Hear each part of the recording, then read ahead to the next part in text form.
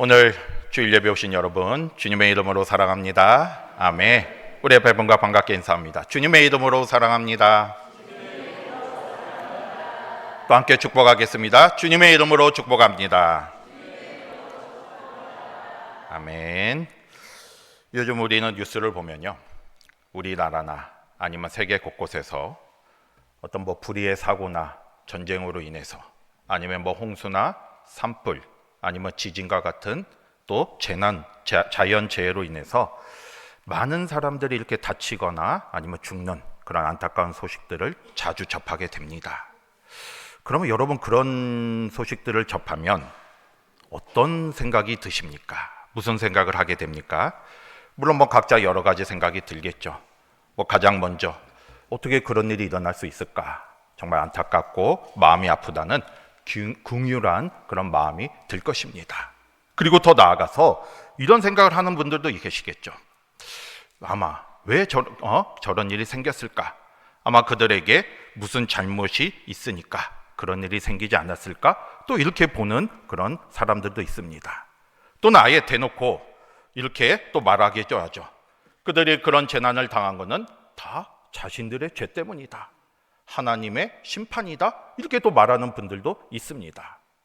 여러분, 오래전에 동남아에서 대지진이 일어나서 쓰나미가 생겼을 때, 또 일본에서 대지진이 일어났을 때, 또 가까이 있는 튀르키예에서 대지진이 일어났을 때 어떤 분들은 그런 말을 했어요. 그들이 우상을 섬기는 나라이기 때문에 하나님이 심판을 받은 것이다, 이런 말을 한 분들도 있었습니다. 여러분, 우리는 누군가 사고를 당하거나 어려움을 당하게 되면 그것이 뭔가 그 원인을 죄로 인한 것이다, 죄로 인한 하나님의 심판이라고 연관시키려는 그런 경향이 있습니다. 그러면 예수님은 어떻게 생각하실까? 여러분, 오늘 말씀을 보면요, 예수님 당시에 유대인들도 그런 생각을 가지고 있었어요. 그래서 예수님께 나와서 그 질문을 했습니다.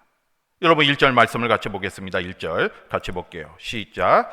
그때 마침 두어 사람이 와서 빌라도가 어떤 갈릴리 사람들의 피를 그들의 제물에 섞은 일로 예수께 아뢰니.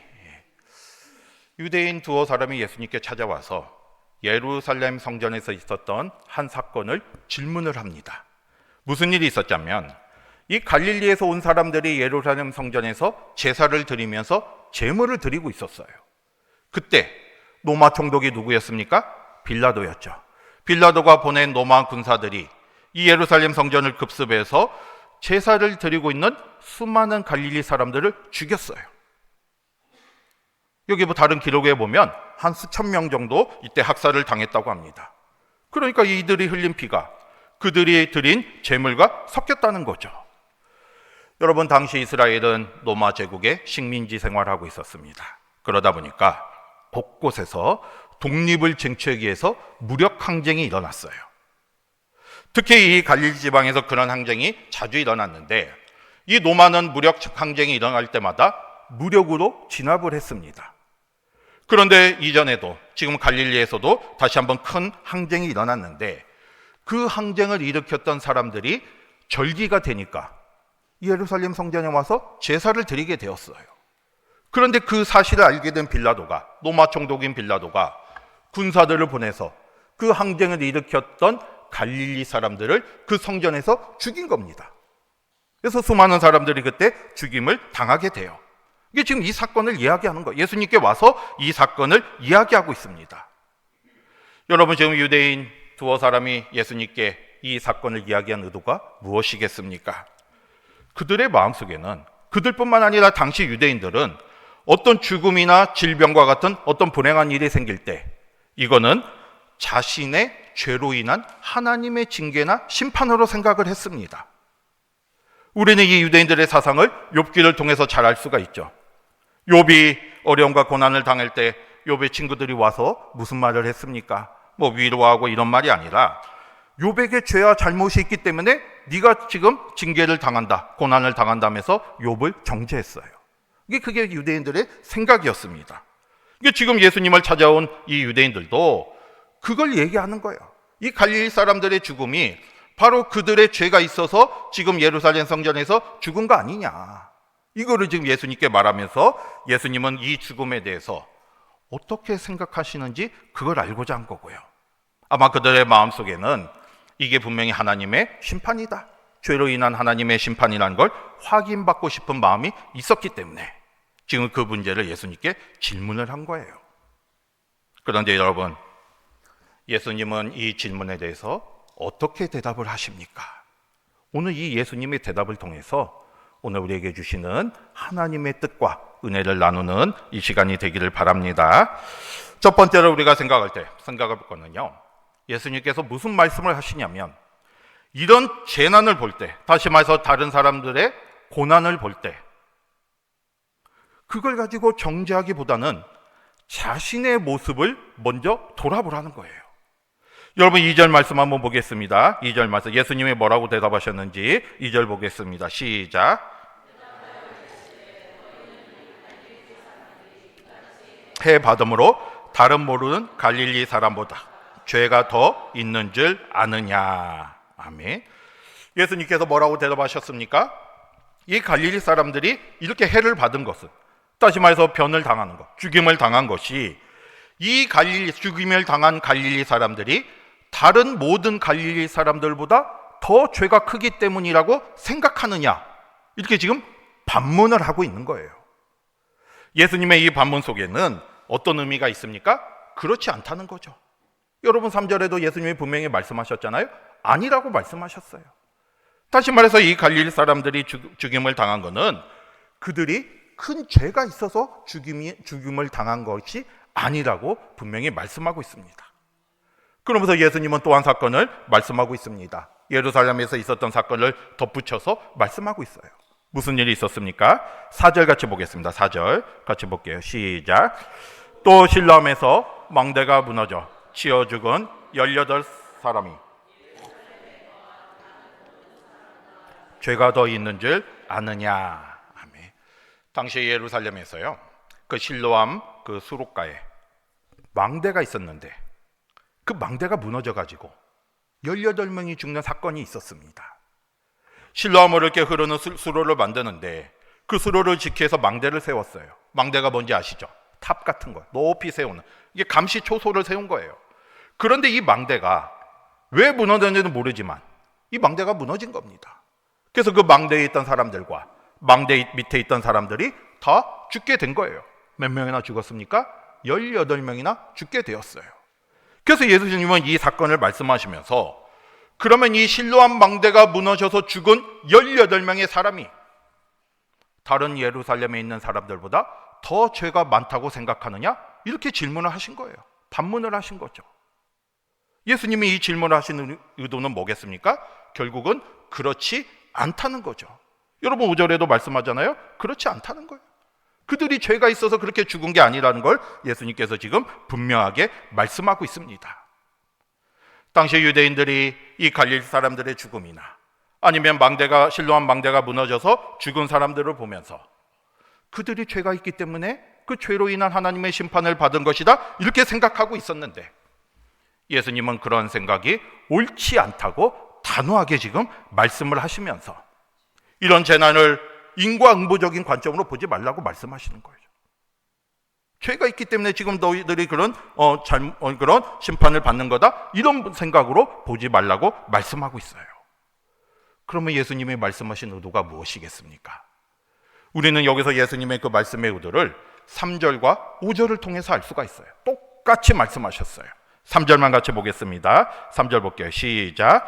너희에게 이르노니 아니라 너희도 만일 회개하지 아니하면 다 이와 같이 망하리라. 아멘. 예수님의 말씀의 의도는 무엇이겠습니까? 예수님께서는요, 다른 사람들의 재난을 볼 때 그들의 죄를 판단하기 전에 누구를 먼저 바라보라는 거예요? 자기 자신을 보라는 거예요. 자기 자신의 모습을 먼저 돌아보면서 잘못된 것이 있으면 회개하라는 거죠. 예수님은 지금 그 말씀을 하시는 거예요. 세상에서 일어나는 여러 가지 일들을 보면서, 어떤 재난을 보면서, 아니면 다른 사람들이 당하는 불의한 사고를 보면서, 그 사람의 어떤 고통을 보면서 판단하지 말라는 거예요. 그 사람의 잘못을 판단하기보다는 그러한 일들을 통해 누구를 바라봐야 돼요? 나 자신을 먼저 봐라. 나의 모습을 먼저 돌아보면서 회개하라고 지금 말씀하고 있는 겁니다. 여러분, 우리는요, 다른 사람을 판단하고 정죄할 자격이 없습니다. 그러한 위치에 있지도 않습니다. 내가 그들보다 훨씬 죄가 없다고 어떻게 확신할 수 있겠습니까? 우리는 다 하나님 앞에서 똑같은 죄인들이에요.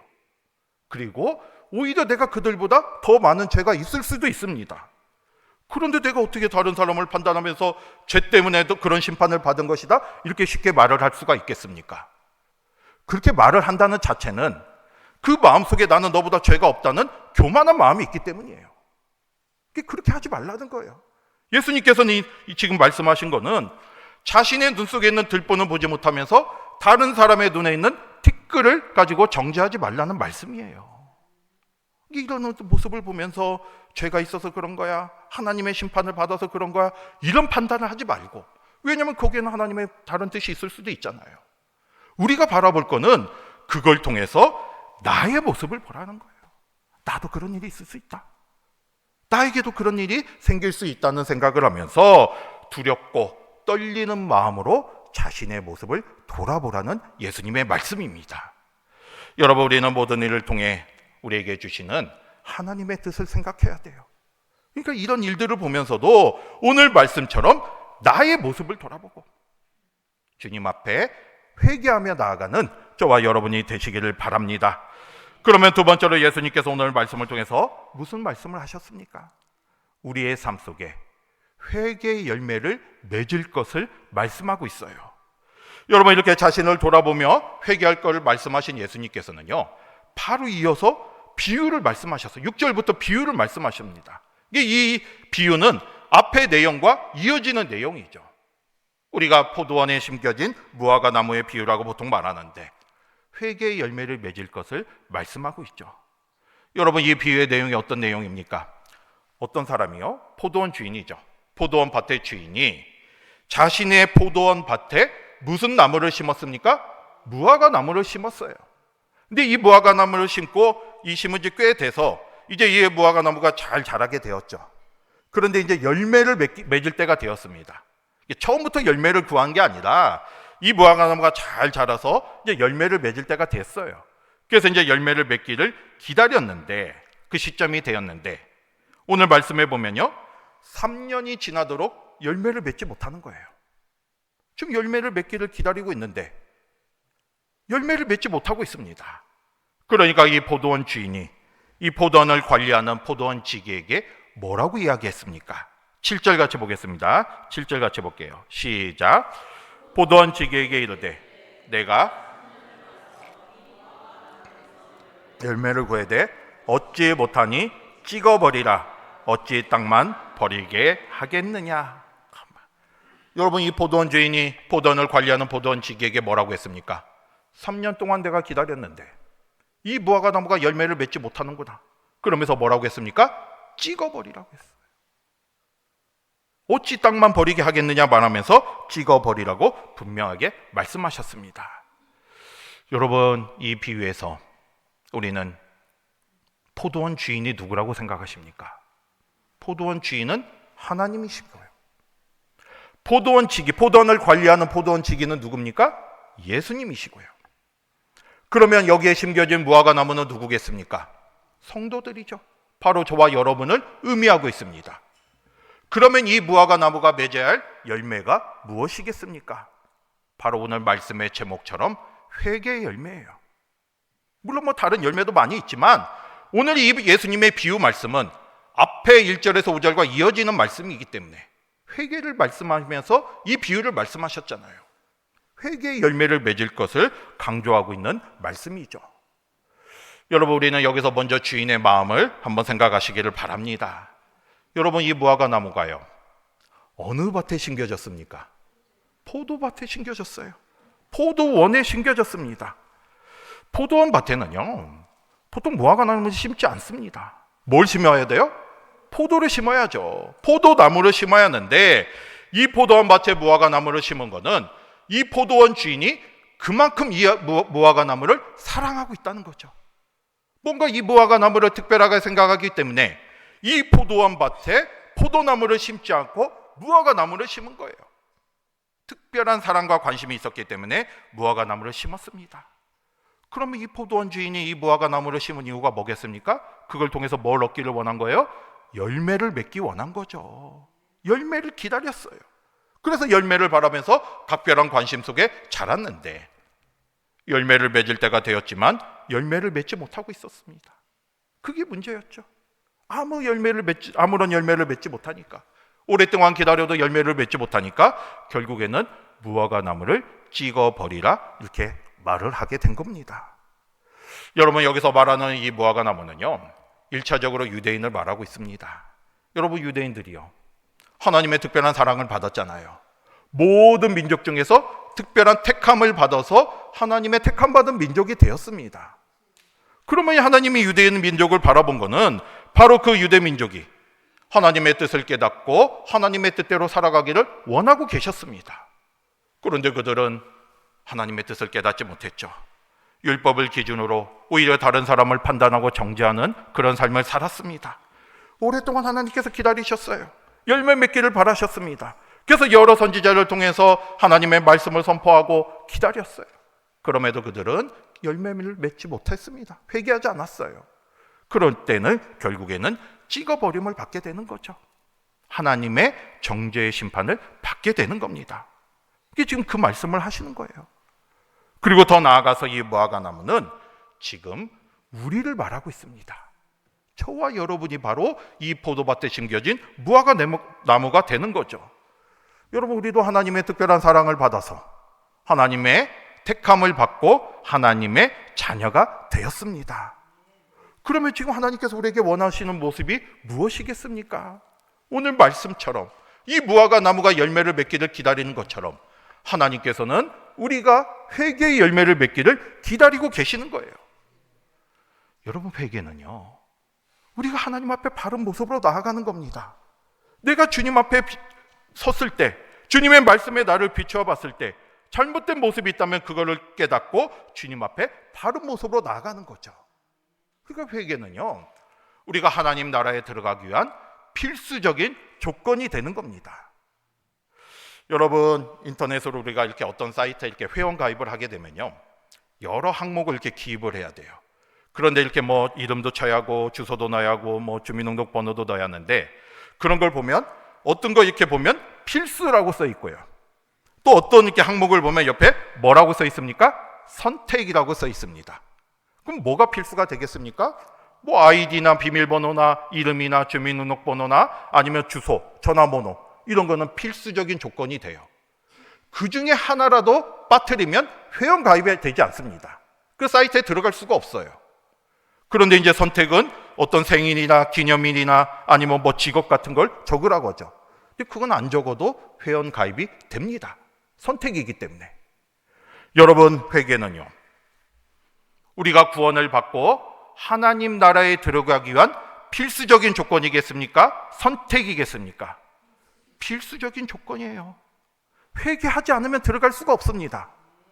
회개하지 않으면 우리가 하나님 나라에 들어갈 수가 없고요, 구원의 삶을 살 수가 없습니다. 그래서 예수님께서 지금 회개를 강조하고 있는 거예요. 여러분, 어떤 사람이 교회는 다니고 있는데 교회에 대해서 이제 좀 비판적인 생각을 가지고 있었어요. 그리고 이제 그걸 잘 모르고 있었습니다. 그래서 어느 날 이제 하루는 목사님을 찾아가 이런 말을 했어요. 목사님 이렇게 설교할 때마다 늘 죄짐을 벗어버려라. 그렇잖아요. 저도 그런 설교를 한 적도 있는데, 구원을 받기 위해서는 이렇게 죄짐을 벗어버리라 이렇게 계속 말씀하시는데, 그러면 그 죄짐이 도대체 무엇입니까? 얼마쯤 나가는 겁니까? 이제 약간 이제 그런 식으로 이제 질문한 거죠. 한 50kg쯤 됩니까? 한 100kg쯤 됩니까? 이렇게 이제 질문을 하면서 저는 죄의 짐의 무게를 느끼지 못하겠습니다. 도대체 죄짐이란 게 있는 것입니까? 이렇게 물어봤어요. 질문했습니다. 그랬더니 그 목사님이 뭐라고 대답했습니까? 만약에 여기에 죽은 사람 한 사람이 죽어 있다 생각해 보시기 바랍니다. 만약에 이 사람 위에 무게를 올린다면 과연 이 사람이 어느 정도 됐을 때 무게를 느낄 수 있겠습니까? 이렇게 질문을 했어요. 그러니까 이 사람이 이제 대답한 거죠. 아니, 죽은 사람이 어떻게 무게를 느낄 수 있겠습니까? 1000kg의 무게를 올린다 할지라도 그 사람은 무게를 느낄 수 없습니다. 이렇게 이제 대답을 했습니다. 그러니까 이 목사님이 이렇게 말씀하셨어요. 맞습니다. 우리가 죄짐을 느끼지 못하는 것은 우리가 영적으로 죽어 있기 때문입니다. 영적으로 죽어 있기 때문에 내가 죄짐을 느끼지 못하는 거예요. 반대로 말한다면 내가 만약에 영이 살아있다면 나의 죄의 짐의 무게를 느낄 수밖에 없는 것이고요. 그러면 우리가 주님 앞에 회개할 수밖에 없다는 거예요. 여러분, 회개는 우리가 영적으로 살아있을 때만 가능한 일입니다. 여러분 생각해 보세요. 내가 영적으로 죽어 있으면요, 나의 죄를 느끼지 않아요. 나의 죄를 느끼지 않으면 내가 회개의 필요성을 느끼지 않습니다. 그럼 내가 회개하지 않고 살아가게 되는 것이고요. 반대로 내가 영이 살아있다면 나의 죄의 짐의 무게를 느낄 수밖에 없는 것이고요. 그러면 주님 앞에 나와 회개할 수밖에 없어요. 회개하지 않으면 내가 살 수가 없기 때문에 주님 앞에 나와 회개할 수밖에 없는 거죠. 우리가 회개할 수 있다는 것은 나의 영이 살아있다는 증거가 되는 것이고요. 하나님이 우리를 사랑하신다는 그 증거가 되는 겁니다. 여러분 스스로 생각해 보시기를 바랍니다. 나는 과연 주님 앞에 얼마나 회개의 열매를 맺어가고 있는지. 여러분, 회개가 뭐예요? 내가 주님 앞에 바른 모습으로 살아가는 거잖아요. 내가 하나님을 경외한다고 하면 그 경외하는 말 속에는 하나님을 두려워하는 마음이 있는 거예요. 그러면 내가 하나님을 두려워하면 내가 하나님 앞에 바른 모습이 되지 못한 거에 대해서 내가 정말 이 죄짐 가운데 답답함을 느끼고 주님 앞에 바른 모습으로 나아갈 수밖에 없는 거잖아요. 여러분, 다시 한번 우리의 모습을 돌아보시기를 바랍니다. 내가 진정으로 주님을 경외하는 삶을 산다면, 내가 진정으로 주님의 구원의 은혜를 깨달았다면 우리는 회개의 삶을 살지 않을 수가 없다는 거예요.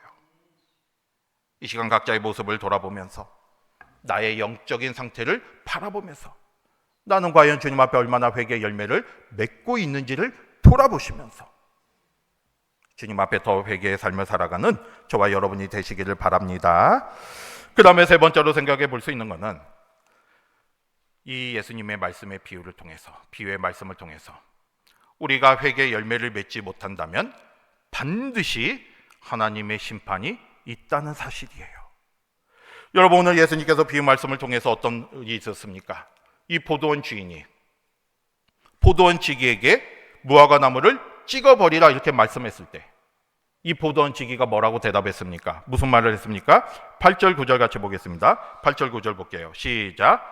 대답하여 이르되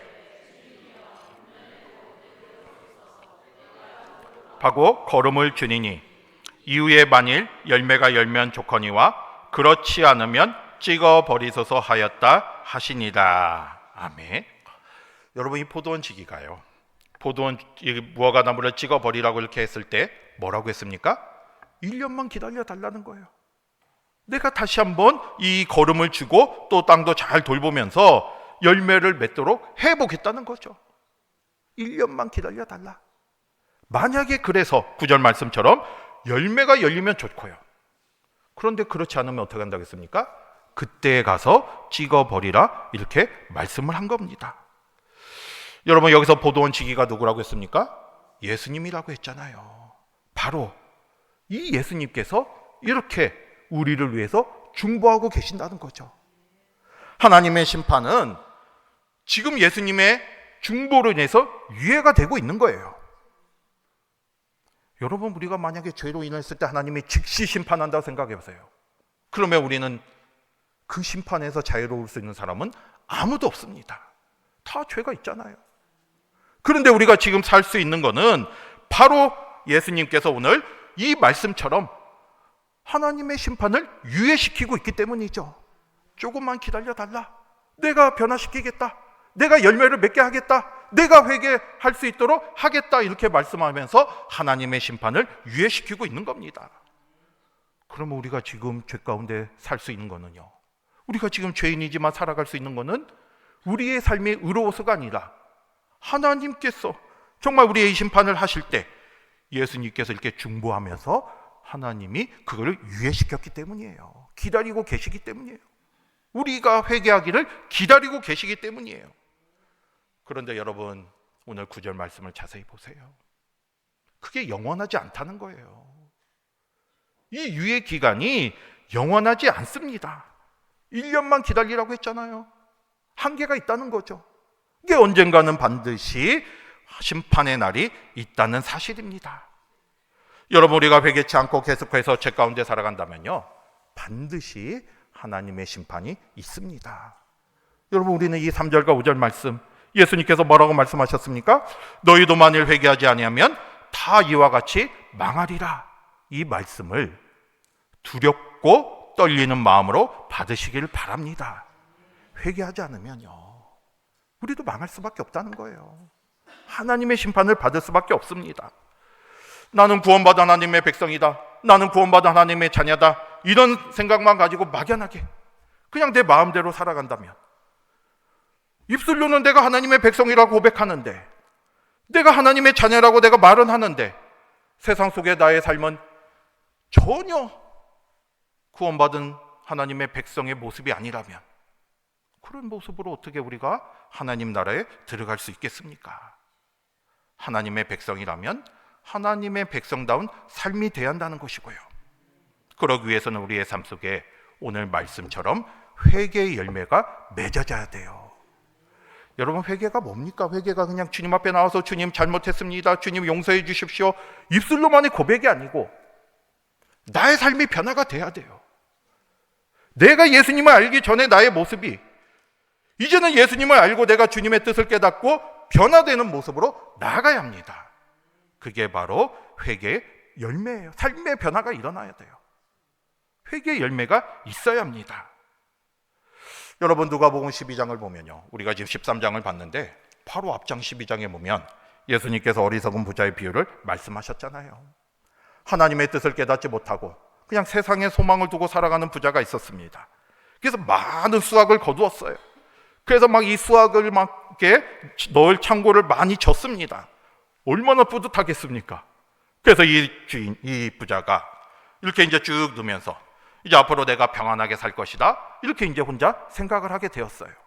앞으로는 뭐 먹고 마시면서 이제 즐기자, 이렇게 이제 생각을 했습니다. 그때 하나님께서 뭐라고 말씀하셨습니까? 내가 오늘 밤 너의 생명을 거두어 가면 이 모든 게 무슨 소용이 있겠느냐, 그러면서 어리석은 자라고 말씀하셨죠. 우리는 이런 어리석은 부자의 모습이 되지 않기를 바랍니다. 여러분, 우리는 앞일을 아무도 모르잖아요. 당장 내일 무슨 일이 우리에게 일어날지 아무도 모릅니다. 기회를 놓치면 다시는 돌아오지 않아요. 지금 우리가 살아가고 있는 것은 우리가 의로워서가 아니에요. 하나님의 심판이 유예되고 있기 때문이에요. 그러나 때가 되면 반드시 그 심판의 시간이 있습니다. 여러분, 우리가 축구 경기를 할 때도 이렇게 반칙을 하게 되면 처음에 심판이 뭐라고 해요? 구두로 경고합니다. 그리고 똑같이 또 계속 반칙하면 무슨 카드를 내밀어요? 옐로우 카드를 내밀어요. 그래도 깨닫지 못하고 계속해서 반칙하면 이제는 무슨 카드를 내밉니까? 레드 카드를 내밀고 결국에 경기장에서 퇴장을 시켜버리죠. 이게 바로 경고예요. 경고를 듣고도 깨닫지 못하면 결국에는 쫓겨나게 돼 있습니다. 여러분, 우리는 하나님의 경고를 무시해서는 안 돼요. 오늘 예수님의 말씀처럼 세계 도처에서 일어나는 여러 가지 일들, 이게 결국 우리를 향한 하나님의 경고. 우리가 이걸 바라보면서 남을 정죄하고 네가 잘못해서 그런 거야, 이걸 생각하기 전에 우리의 모습을 돌아봐야 돼요. 나도 그럴 수 있다. 그러면 내가 그렇게 됐을 때 나는 과연 하나님 나라에 들어갈 수 있을까? 이런 생각을 하면서 나는 괜찮겠지 않은 나태한 심정이 아니라 늘 자신의 모습을 돌아보면서 주님이 원하는 모습으로 회개의 열매를 맺어간 삶의 변화가 일어나요. 삶의 변화를 통해서 회개의 열매를 맺는, 그래서 영적으로 깨어있는 삶이 되는 저와 여러분이 되시기를 주님의 이름으로 축복합니다. 아멘. 기도하겠습니다.